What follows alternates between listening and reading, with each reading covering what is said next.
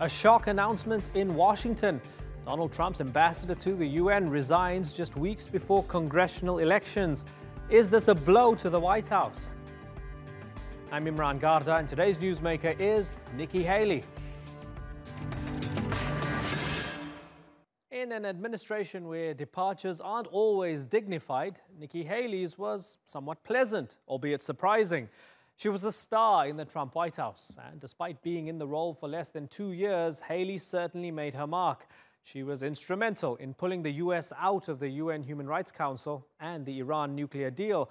But the timing of her resignation has raised some eyebrows. Midterm elections are just around the corner, and the Republicans are looking in bad shape. Nevertheless, Haley's time in office is coming to an end. So what comes next for the U.S. at the UN? Randolph Nogle takes a look.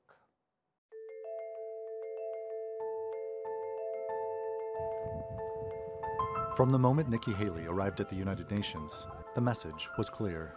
There is a new U.S. UN. For those that don't have our back, we're taking names. As the Trump administration's chief representative at the UN, her task was formidable: create consensus around a U.S. foreign policy agenda that was often at odds with those of traditional allies and the world body itself. And the Council continues politicizing and scapegoating of countries with positive human rights records in an attempt to distract from the abusers in their ranks. The United States is officially withdrawing from the UN Human Rights Council. I want to say how much I appreciate The Trump administration's unequivocal support for Israel was often a sticking point, especially the decision to move the U.S. Embassy to Jerusalem. Every other member of the Security Council voted on a resolution to condemn it.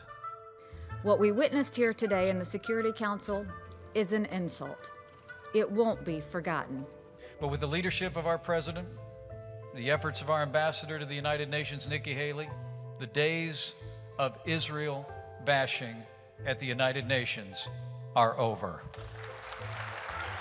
And while U.S. protection of Israel at the UN has been standard procedure for previous U.S. administrations, Trump has gone further, targeting Israel's enemy, Iran. The Iranian regime is now on notice. The world will be watching what you do.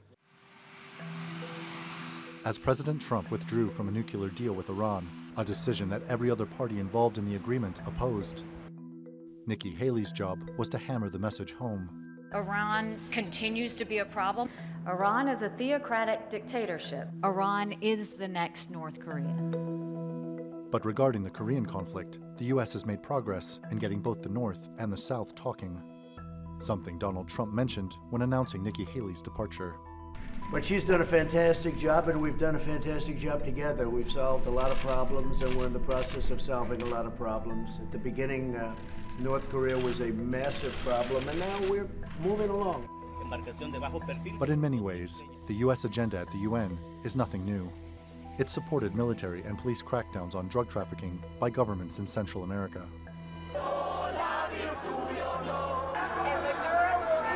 It's also issued sanctions against Venezuela's socialist government. China's failure to respect the rights of its people.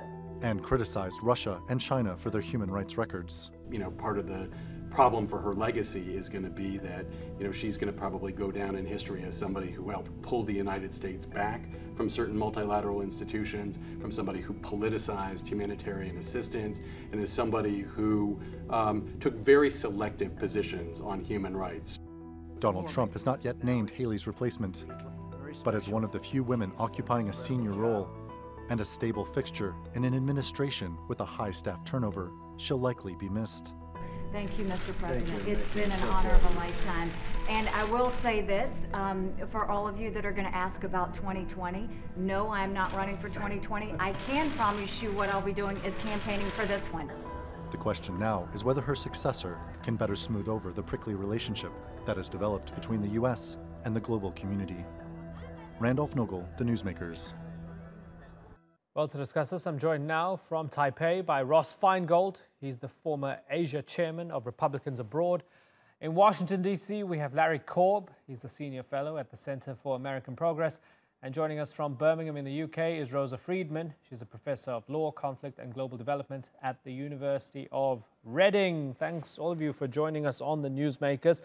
Ross Feingold, let me start with you.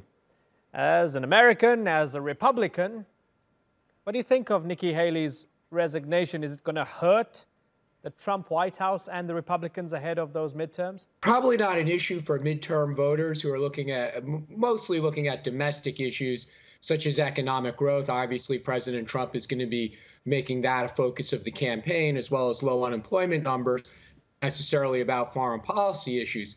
To the extent that the midterm election is about foreign policy issues, obviously President Trump is talking about the reduction in tensions with North Korea, and Nikki Haley certainly had a part in getting UN members and the UN Security Council members to cooperate on those initiatives.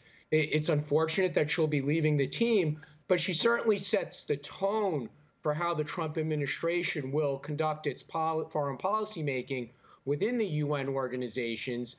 And we'll see if there could be a successor who will continue to operate at the UN in the same way that Nikki Haley did on behalf of the Trump administration. Larry Korb, as somebody who represented his government at some of the highest seats in office, you've represented the United States. You helped set a tone, as Ross would say, in that position. What sort of tone do you think Nikki Haley set? And what did she bring diplomatically to the table on behalf of the United States at the UN? I think she was a very good balance between some of President Trump's almost isolationist advisors and those who basically wanted to continue the policies of what we call the liberal world order. So she was a very good balancer. For example, when the UN put sanctions on Russia after the Syrians used chemical weapons, because that violated an international treaty, the president didn't want to do it, but she forced the issue. So I think she's been a good balance. And the real question now is, will you get somebody who leans in the direction of John Bolton or somebody who leans more in the direction of Secretary of Defense Jim Mattis in the United Nations? Yeah, interesting point there. So Rosa Friedman, we have the New York Times editorial board, ostensibly left of center, I guess, or ostensibly liberal, saying she will be missed. Is that justified? The US position at the UN under President Trump has been one of retractionism, one of taking money away from the UN, of not wanting to engage, and Nikki Haley has really been on the other side of that, pushing back, making sure she engages as a diplomat, making sure she fights for the human rights of people all across the world. There were some things that she couldn't do. She tried to prevent the US from leaving the Human Rights Council. She delayed it by a year. Unfortunately, she wasn't able to do so, but she is widely heralded by people on all sides as being an excellent diplomat, despite the fact that she had no background when she was appointed. Rosa, it's interesting because Trump's not a fan of NATO, for example. He pulled out of the UN climate deal, pulled out of the UN Human Rights Council.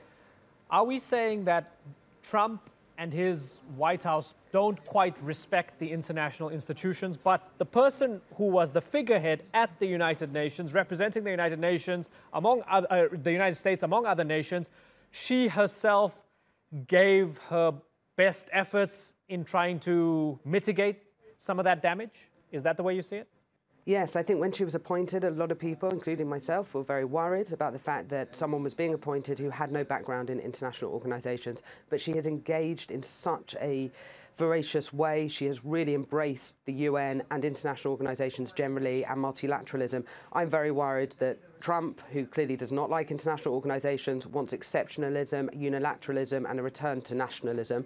And John Bolton, who has always made clear, even when he was ambassador to the UN, how much he doesn't like the United Nations or the way it currently functions. I'm worried that this administration will now do its utmost to really undermine the great work that the UN does around the world. So Ross Feingold, the other two guests are saying she swam against the tide and ultimately maybe she was fed up. Maybe it was just too much for her. Is that how you see it? That's not how I see it at all. And I think the press conference yesterday, the public remarks by President Trump, together with Ambassador Haley, show how closely they did work together. And not only was President Trump so complimentary about her work, but Ambassador Haley went to some great length to emphasize how she's still a team player, and going forward, she's going to be campaigning for Republican candidates, will support President Trump in 2020. So this notion that she was somehow operating against the policy goals of the Trump administration or the Trump foreign policy team is probably not the truth. In fact, she was a very forceful advocate for U.S. policies at the United Nations and with the U.S. foreign partners. And that's why she was such an important part of the team and why President Trump valued her work so highly. It's because she was a forceful advocate for U.S. goals. And yes, it's fair to say that the Trump administration came in with a number of goals that were dramatically different from its predecessors, both the Obama administration as well as the Bush administration. And it's not just Ambassador Haley who was a key part of implementing that. Right. Originally, Secretary of State Tillerson and subsequently Secretary of State Pompeo. And the same with the change from McMaster to Bolton. Although they may have had their disagreements, Tillerson and McMaster with President Trump, and they ultimately lost their jobs. But we see that this is a team that, broadly speaking, was all on the same page, and that would include Ambassador Haley. Okay, so Rosa Friedman and Larry Korb, I'm going to get you to respond in a moment, but Rosa Friedman, what are you and Larry talking about? She was on the same page as the Trump administration. She even threatened to take the names of those countries who didn't vote with the U.S. with regards the embassy move from Tel Aviv to Jerusalem, and there was no acrimony at the press conference. Looking at all of that, it seemed as if she was in lockstep with her employer. What most people who work in or around or near the United Nations understand is that Ambassador Haley tried very hard to get Trump to change his position on Russia, to change his position in terms of Syria, that yes, she might have supported the embassy move, she might have supported money being taken away from UNRWA. These are some of the Trump policies. But in terms of the engagement, the multilateralism, the keeping the US at the table, keeping it working with its allies, keeping it spearheading global change, that really was being driven by Ambassador Haley at the same time that Donald Trump was really trying to remove the US from many tables and trying to move the US focus back to national issues only, including, you know, offending large parts of the Caribbean and Africa with some of his statements. So I think that even if she might have been in line with some of his policies, and yes, of course, they will have a very nice press conference together because she may well want to run for president one day. She's not going to burn all her bridges with the Republican Party right now. But that doesn't mean that she wasn't fighting against his policies, both in private and in the way that she worked as a diplomat at the UN. Larry Korb. Well, I think she did a lot for herself because she had criticized President Trump really badly in the campaign, and she is, for example, for free trade. She even spoke out against the sexual allegations against the president, but by staying mainly on his side. She did correct a few things, like Syria, and also when Trump said, we were going to attack Venezuela, she spoke out against that. But what she done is she has now kept the Trump base happy. She's moved over, and the traditional Republicans like her, in addition to being ambassador, which now gives her foreign policy credentials. She's been governor of a state that's very critical in the primaries, and basically she has lost a lot of influence. She thought after Secretary Tillerson was forced out that she would move up, but she didn't. And when Pompeo and Bolton came in, she had much less influence than she did in the beginning.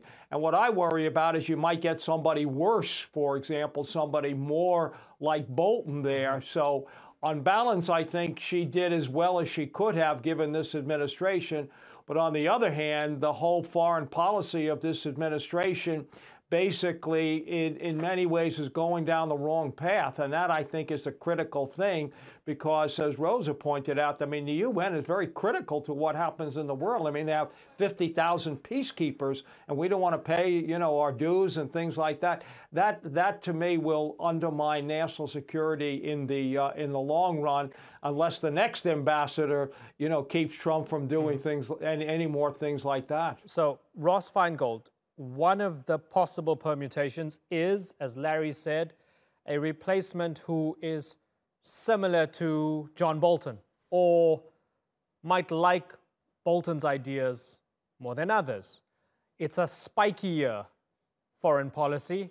It's a foreign policy that cares less about what the rest of the world thinks about the United States and is more aggressive and forceful. Would you be comfortable with that? We have to think about what the key issues upcoming are for the next U.S. ambassador to the United Nations. And frankly, it's not going to be very different than the issues that are currently on the agenda. Number one is probably North Korea. It's unresolved, and it is going to take a UN and a Security Council that's committed to continuing with the sanctions until we see significant and substantive movement by the North Koreans. Ambassador Haley is very good in that regard. She worked very closely with the ambassadors from the other Security Council countries. And the next UN ambassador will have to do that as well. And I don't see how that's one of working against other countries or being inconsistent with what President Trump wants or any conflict with John Bolton either. The next significant issue will be Syria. I think all the major powers want to see a reduction in conflict. Again, this is not a question of a different vision or zero-sum games. We see that there's a lot of effort to do something about Syria. And in fact, it's not the Trump administration or whoever is the Trump administration's ambassador to the United Nations that's an impediment to action on Syria. It's usually Russia. So again, there's a number of significant issues where I think no matter who the next ambassador is, we're going to see a lot more continuity. Obviously, in the hours after this announcement, it's very easy for pundits like us or for critics to say, oh my gosh, they're going to send another John Bolton. But the reality is probably going to be more continuity than something that people should be so concerned about. And some form of continuity that a lot of people are very concerned about might be very close to home genetically when it comes to Donald Trump. Rosa, let me tell you a little story. We have the president suggesting that his daughter Ivanka would be dynamite in the role, and then he complained that if he did appoint her or nominate her, then people would accuse him of nepotism. She then turns to Twitter and says, listen, I don't want the job, it's not going to be me. Tell me about that story. What's your interpretation of all of that? And what does it tell us about this administration and who the next ambassador to the UN might be? I mean, I think it tells us that this administration does not take particularly seriously the United Nations, nor its responsibility on the global stage. The fact that he might even have suggested it, even if it was a joke, demonstrates just the level of contempt that Trump holds for the UN. In terms of whether or not this was a smokescreen so that whomever else he appoints, everyone breathes a sigh of relief, that may well be the case. I suspect that he wasn't expecting this resignation, even though people had been talking about it in recent days, and that he's been caught on the back foot. And I think that tells its own story. The fact that Nikki Haley went public with this in this way, and that she hadn't gone to her president to first tell him, to first give him time to think about who the next person is.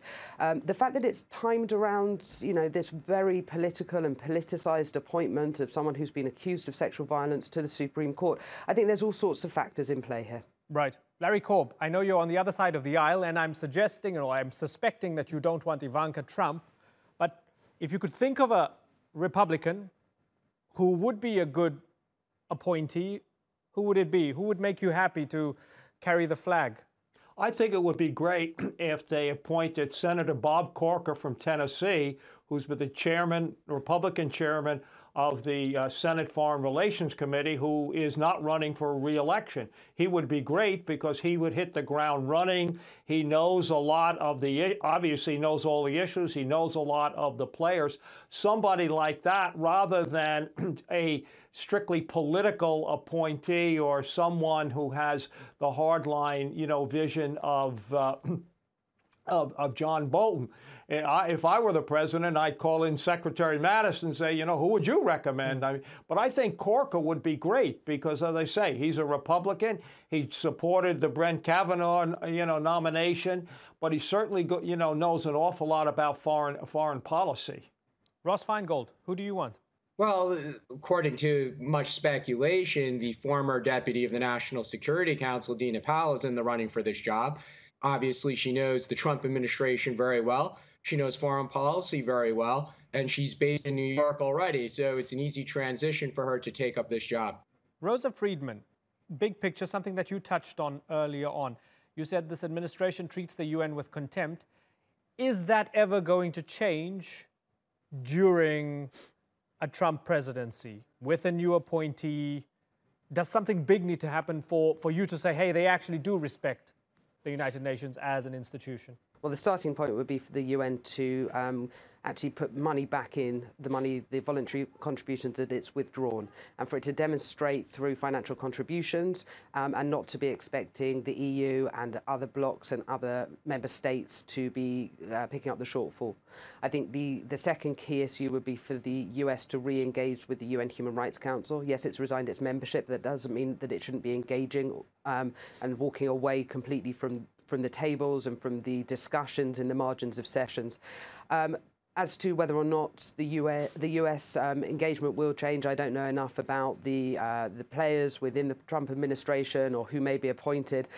It worries me greatly, the position that John Bolton holds and the power that he has, because not only does the president dislike multilateralism and has made that very clear, but he's now being advised by someone who has said repeatedly that he thinks that the UN should be stripped right back in terms of numbers and size and power. And we're at a time in the world where we need the UN more than ever, and we need countries to be supporting it.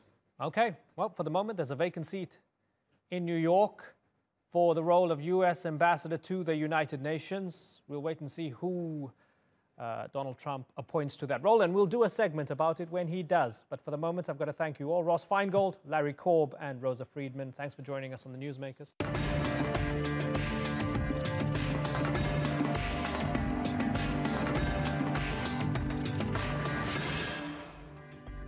Still to come on the program, a breakthrough in the boardroom. California becomes the first state to require women on corporate boards.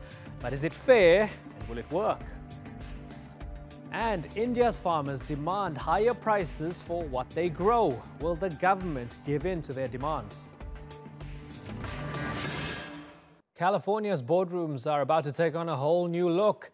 At the start of next year, the state will become the first to require that every publicly traded company has at least one woman on its board of directors.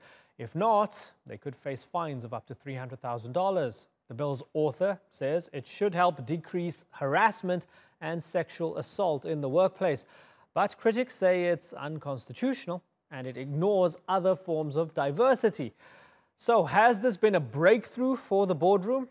Let's ask our guests. In Austin, Texas, we have Betsy Berkhimer-Creder. She's the co-author of the California bill and also wrote the book, The Board Game, How Smart Women Become Corporate Directors. And in Norway's capital, Oslo, we have Matilda Fasting. She's a civil economist for the think tank Civita. Thanks for joining us.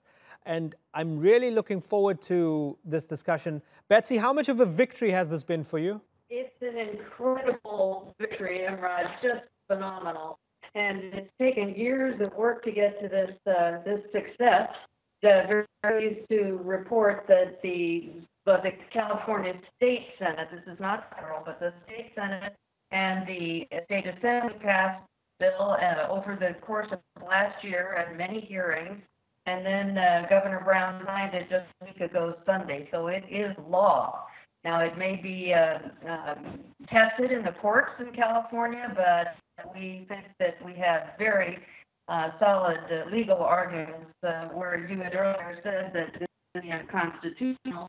Really, our feeling is it's unequal treatment and unconstitutional not to have more women on corporate boards representing half of the population. Okay, so I think we're not going to get into the debate of whether it's constitutional or not. We don't even have somebody who's coming in, as an opponent from that perspective.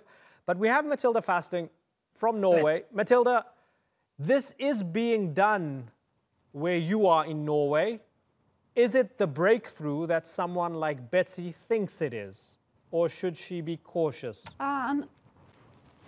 Unfortunately not. We agreed on this in 2004, and that's 14 years now. And what you see is what you get. We have 40%, of course, because you get penalized if you don't have it. And But the goals and the expectations, it was really something huge. The politicians wanted to do something, and what they did and what they hoped for was the trickle-down effect for making more women becoming CEOs, part of the top management and so forth. And unfortunately, today we have only about 400 women altogether on the boards, of course, and only 22% are on the top management, and 1 out of 10 is a CEO, so the numbers are not good. Okay, this is interesting. So, Betsy, Norway is arguably a more egalitarian society than even the United States. We could debate that, but I mean, Norway is a pretty nice place to live, right? It's pretty fair and equal, and it's a pretty good place to be a woman. And they've had this on the books. They've had this law on the books where they say 40% minimum, and we're hearing Matilda saying it's not working, it's not inspiring change, and there is no trickle-down effect. Does that make you worry a little bit about the long-term effects of this?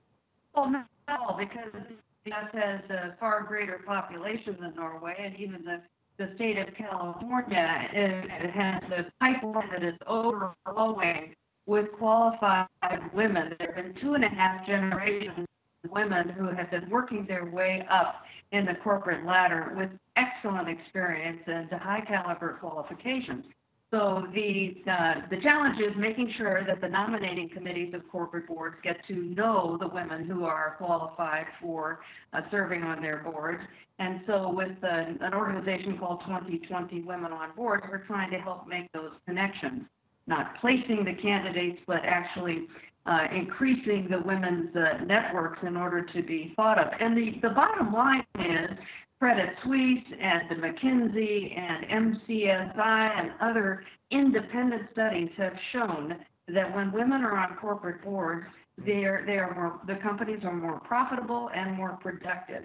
So why not give this important try? Right.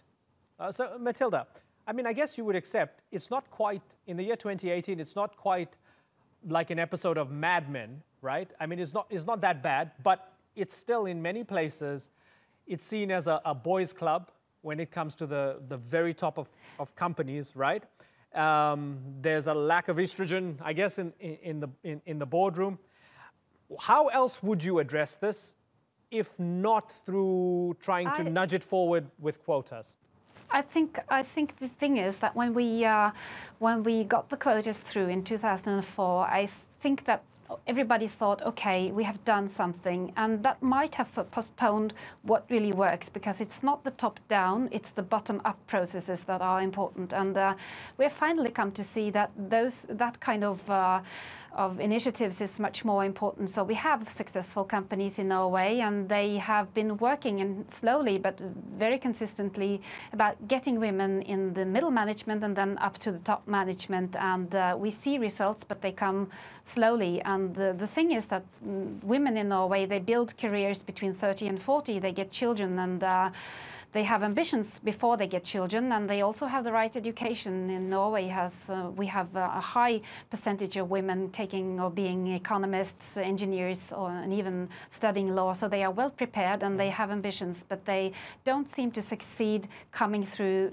this very difficult 30 to 40 years period, which is absolutely crucial when you want to build a career. Matilda, so, Matilda, for those who say when you go, sorry to interrupt you, for those who say when you go bottom up instead of top down, then women hit a proverbial glass ceiling. That's the problem, that they reach that point and they can't go any further because systemically they are held back. Your response to that is what? I think it's not true. I think that we have we have passed that now in Norway. It's not really a glass ceiling, but it's more like practical things. It's if you're a family and your husband helps you, that seems to help. Then the woman can do a good career. And also if the employer is more serious about mentor programs and helping out, that might work as well. So it's really not a lack of men wanting women to be part of the top management. It's more that the practical details are not really there. Even though, as you said, we have a high percentage of gender equality and lots of things that are working very good in Norway. But it seems that in the private companies on top management, we kind of lack something, and it's very hard to tell what. So Betsy, in your response to Matilda, fold in your answer to this question. What about the prospect of women being made to feel awkward that they are just quotas if they are given a role and given a position, given the new law? Is there going to be some resentment, and might there be some awkwardness because they might be treated as, well, you just got the job because this is a legal requirement? Well, it could be. That could happen. And first, I'd like to compliment Matilda. The fact that Norway was the first to make this huge and important and historic statement 14, 15 years ago has been the standard that we have been looking at with great admiration from California. And you've given us the encouragement, really, to get this done. So I want to thank you for that. And I do believe that women will bring not only more profitability to companies, but they change the conversation in the boardroom. The different perspectives, different innovations, and the skills and experience that women have developed in the areas that companies need today, from cybersecurity to global human resources to employment law and to even digital marketing. And we have women in these at the highest levels of these categories that companies desperately need when they're facing so many risks. So to your point, if a woman is the first one on the board, and I have many women in my book and a new book coming out in February, they are part of this movement now, and they're taking one for the team, in other words, because when one woman is on that board, then it's more likely that she will be able to open the door for other women and for people of color. So it's a great step forward, and we certainly don't want to say, well, it's just one, because we're at least one in California in the year 2019, but then we're requiring 2 more by the end of 2021. And so this is going to make a huge difference. And but for the first companies in 2019 in California, it's only 105 companies, perhaps more. But by the end of 2021, it's 400 companies. So this is huge. Yeah, well, I mean, to many, the old ways are not acceptable. There needs to be a change. And it's interesting having the conversation about the changes that are being attempted. And it's a fascinating time. It's been good to talk to both of you. Thanks for joining us on the Newsmakers, Betsy Berghammer-Creder and Matilda Fasting. It's been a pleasure. Almost 20% of India's multi-trillion-dollar economy comes from farming. But India's farmers are far from happy. Over the last year, thousands have protested, angry at their dwindling incomes and what they see as a lack of support from the government. They want their loans waived and a guaranteed minimum income, something the ruling Bharatiya Janata Party isn't too keen on. But with increased agitation, will Prime Minister Narendra Modi's government be forced to give in to their demands, or will the farmers keep being ignored? Natalie Perhonen reports.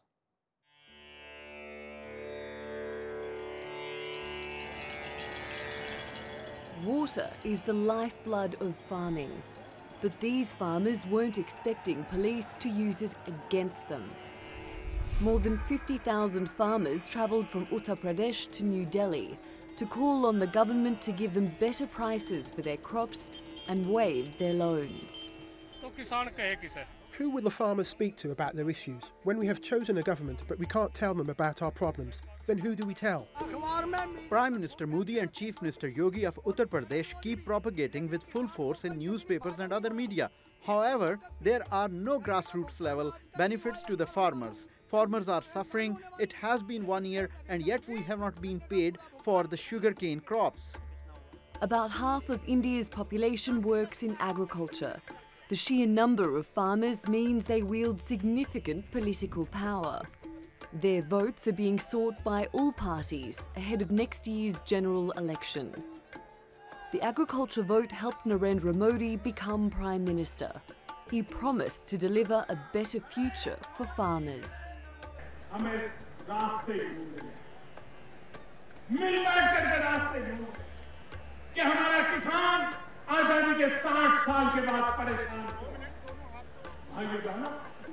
किसान मेहनत करना जानता है, उसे अवसर मिलना चाहिए.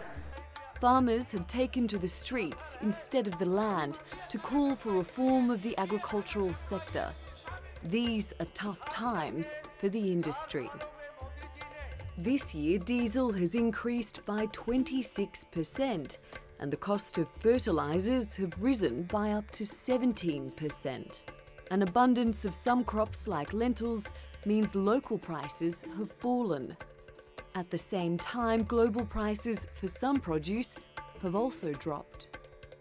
That loss of income could cost Modi at the polls. He needs the rural vote, but there are no guarantees he'll be able to harvest political goodwill come election time.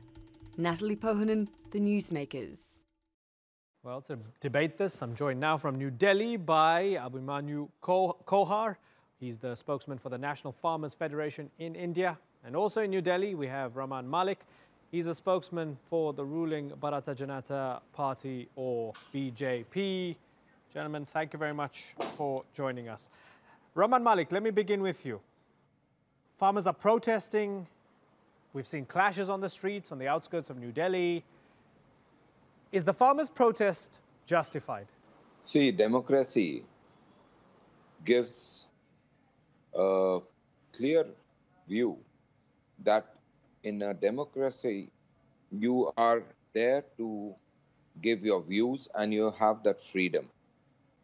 Now, the agrarian community in India are basically facing a big crisis, and that is not because they are not able to get good rates and other things, but it is because their education level is quite low. And certain people who really do not have the good, or let's say they are not bothered about the well-being of the farmers, have been igniting this kind of a reaction and misinforming them. Whereas the fact of the matter remains, when they speak to the people in office and they sit down and talk to them, they are really satisfied. So there's a handful of people who are trying to act on a particular matter. But there's whatever has happened in this country, in the agrarian society, and the kind of reforms that have happened have never happened in the last 70 years of independence. We have been able to start addressing the basic premise of their issues, and that is that today the agrarian community always wants one basic issue, and that is, what is my future? And that is what is started and that's why they're being protesting. addressed. Okay, let me bring in Abhimanyu. So Abhimanyu, we have Raman saying it's not about the rates, it's not about something that the government is not doing or not doing enough of. It's actually a lack of education and that the farmers are being misled by people. Do you agree with that at all? Is there any truth to that? No, I don't agree with what Ramanji has said. First of all, I want to thank you for having me on the show. There are 4 points which we need to understand regarding this current farmer crisis in India. From last 30 to 40 years, input cost of every crop has increased at a very high rate. And on the other hand, minimum support price received by the farmer for their crops has increased at a very slow rate. So there is a massive difference between input cost that a farmer is putting in and in the MSP that a farmer is receiving for his crops. So when input cost is much more than support price, naturally there will be a crisis, and that's what we are witnessing today in the agriculture sector of India. Second point is that before 2014 elections, PM candidate Mr. Narendra Modi ji promised to the farmers of the nation that once he will be in power, he will implement Swaminathan Commission report. This is basically a national commission formed on the farmer in 2004 by that NDA government at that point of time, and his chairman was MS Swaminathan, Dr. MS Swaminathan, and under his name, that commission is famously known as Swaminathan Commission among farmer community. That commission suggested that MSP should be 50% more than the comprehensive input cost. That is important. Input cost should be comprehensive. That is known as C2. C2 should include expenditure on pesticide, on seeds, on fertilizer, family labor, and rent on the land of cultivation. So MSP should be C2 plus 50% more. But from 2006 to 2014, Congress-led UPA was in power. They didn't implement that report. And when Mr. Modi ji said before 2014 parliamentary election that if I will come in power, I will implement that report, then farmers of the nation trusted him and they voted him in the power. But once he was in power, he forgot that particular report. And in 2015, Central Indian government filed an affidavit in Supreme Court which states that central government cannot implement Swaminathan Commission report. Okay, so they haven't implemented it. Abhimanyu, make the other 2 points. Farmers felt that they are cheated by their government. Certainly. Make the other 2 points quickly, please, because I want to get a response from Raman. Yes. Okay, so you believe the government hasn't implemented it. What are the other 2 points? Third point is that farmers of the nation want complete loan waiver because we are under loan. Our farmer community is under loan due to wrong policies of consecutive government, whether that's a UPA government or whether that's a BJP government. And fourth point is that we want a law should be passed in parliament according to which it will be compulsory for every procurement agency to purchase farmer product at minimum support price. And if any procurement agency is found purchasing lower than MSP, then legal action should be taken against that particular procurement agencies. Some states have passed such laws, but they are not implemented properly on ground. Okay, so Raman Malik, this man doesn't sound like somebody who's been misinformed or lacking in any education. He's making a compelling case. There's a problem here. Why won't this government address it? See, first of all, I will systematically put forward the case to you.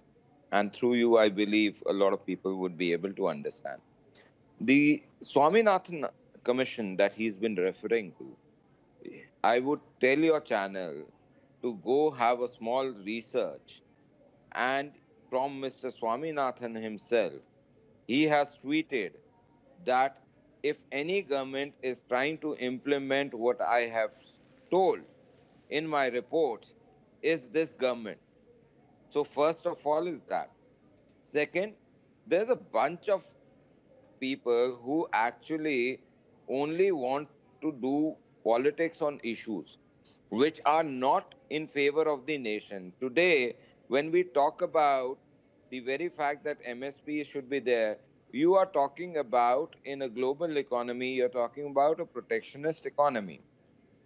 And when you're talking about a protectionist economy and you have started to talk about all farm produce to be accumulated and bought by the agencies at an X price, then you are starting to talk socialism. You are not talking a free democracy where you have the markets also fluctuating with the demand and supply. But at the same time, we have always stated that we are with the farmers. We have given them crop insurances. We have brought healthcare reforms, the biggest healthcare reform that could be brought by any country in the world. We have brought that over. So we are addressing their issues. See, what are the issues? There could be education, could be one issue. Raman, health could be another. Raman, so we are doing that. But honestly, we are getting in the soil health card, which is basically giving them a track of what their soil quality is. So this is it. They don't consider it enough. When you have, hold on, let me ask the question. Let me ask the question. When you have half a million, you have 500,000 farmers in debt. Many of them involved. They're indebted, right? They're in a debt trap. 500,000. You have, 500,000 protesters. Let me get this right. 500,000 protesters. Sorry. Hold on. Let me finish it. No. 500,000 protesters. The figure is wrong. More than half of the farmers are indebted. Many of them involved in debt trap. They are indebted not because of their farming. They are indebted because what has happened is they have started. Can I finish the question? The aspirations have improved. Can I finish the question? 300,000 farmers have committed suicide, according to records, since the mid-90s, right? I'm just adding these to it. Clearly, there's a problem. What I'm saying is that clearly there's a problem. If you keep on saying what we're doing is enough, I don't understand why they don't respect it. They must be miseducated. Don't you think the farmers are going to be very angry to hear that? There are two things. There are two things. Those farmers who are basically farming and they are concentrating on their farming have issues, but they are ready to solve those issues, sitting down and understanding all issues what can come up and how the government is helping them. There are a bunch of people who want to pick out these, innocent farmers out of the field, bring them on the roads. There may be 10, 20,000 people who have been brought on the road. But these 10, 20,000 farmers are not the ones which, can project the entirety of this issue. The point is very clear that we have a system. We had a system which was there. Now, this system had benefited certain people, had benefited certain things. Now, the system is not benefiting them. Okay. And those people whose very existence was on these systems are now out on the street. So suddenly democracy is going to be on fire, democracy is going to be on danger. Okay, this is a good point. Okay, let me pose this to Abhimanyu. Try and understand, that is what it is. Okay, so let me pose this to Abhimanyu. It's not an agrarian crisis. Certainly. Some people benefited in the past and then they're not benefiting anymore. And if we look at it holistically, it's a big country, and I mean, a farmer is not necessarily one monolithic thing. So just like no two businessmen are the same, no two farmers are the same. Some of them are landowners, some of them are not, and so forth. Are you willing to concede that Raman might be right, that some of this is a little bit more complex than we imagine it to be? Well, first of all, I want to clarify that on 8th of July, Mr. M.S. Swaminathan, he tweeted that the suggestions are not implemented as Dr. Swaminathan suggested to central government in 2006. So he clarified that his suggestions are not implemented properly. Second thing is that if Mr. Malik has studied the complete Swaminathan Commission report, it is clearly mentioned that input cost which should be taken under consideration, it should be C2. The current government has given 50% more on A2 plus FL input cost. That is not C2, first of all. Second thing is that as you said that more than 3 lakh farmers have committed suicide in last 20 years. We need to understand that why these farmers are committing suicide. The main cause of farmers committing suicide is that they are, they are under debt, they are under massive loan. And we need to understand now that why they are under loan.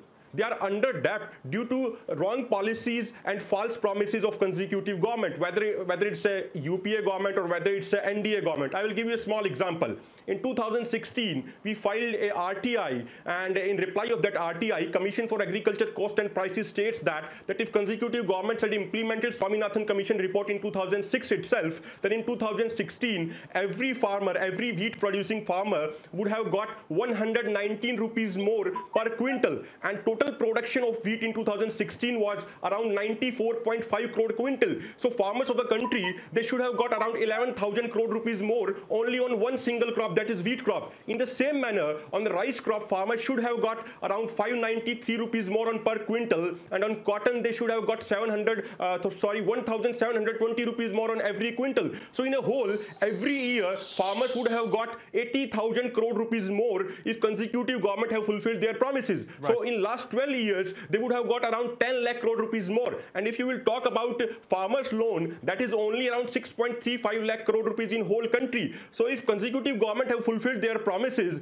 and if they had implemented Swaminathan Commission report properly on time, then there would have been no debt whatsoever on farmers. So this is due to wrong policies of all the government, whether it's a UP or whether it's a NDA. And I want to make another important point. It's not about just political party. Whole state institutions in India, they are basically anti-farmer. Whether it's a bureaucracy, whether it's a implementing agency, whether it's a procurement agency, or whether it's a politician, their behavior towards farmers is not good. And that behavior needs to be changed. So when we will change that behavior, then only we can rescue the farmer community. Raman Malik. See, I would not like to wash dirty linen in an international media, but let me tell you one thing very categorically. We have an economy where the farmer is not taxed a single rupee. We have an economy where we give subsidies on the pesticides, on the other things utilized, on the seeds. We have given the biggest healthcare scheme where 5 lakh rupees is given as an insurance cover to any and every person who's below the poverty line. Now, the point comes about the farmers. and the farm produce. Now today, if you start taking the very fact that the gentleman over here, he's never been able to, in this entire debate, state that Mr. Swaminathan has not said this, that this is the government which is implementing he has started implementing my recommendation. Further to that, the report was there in 2006. Now, from 2006 to 2016, 2018 is a good over a decade. Over a decade, things change, and you need to come up with newer things. So you need to have more crop per drop. You need to have a better crop per acreage. You have to have newer kind of infrastructure created. And the report of Swaminathan was 9,000 pages. I have read a part of it, and holistically, there it also talks about the land reforms, which these very people fix with the earlier regime. They play baggages, they play games, and they do not let those land reform come in. It says that the farmer should get electricity. Yes, it also states that the farmer should get electricity and pay the bill, where a lot of their leaders go on to propose that why should you pay the bill? Okay. So these kind of things cannot happen, because this is just a bunch of people who like to become part of the disruptive forces. But the commitment of this government towards the farmer is such that we are coming up, whether it is giving them high quality seeds and procuring newer technologies, or doing genetic modification and other thing, we are doing that. Mr. Malik, we are giving soil health card, we are giving irrigation. Understood, and you mentioned it before. The light is increased. Certainly. So, okay. So they have... We're out of time, but I'd love to have both of you back on the program in the near future. For the moment, I'd like to thank both of you, Abhimanyu Kohar and Rahman Malik. Thanks for joining us on the Newsmakers. That's all for this edition of the Newsmakers with me, Imran Garda. You can check out more of our stories on YouTube, Facebook and Twitter. Remember to like, follow and subscribe. Next time, we ask if Peru's former president, Alberto Fujimori, should have been ordered back to prison despite his ill health. Until then, thank you for watching. Bye-bye.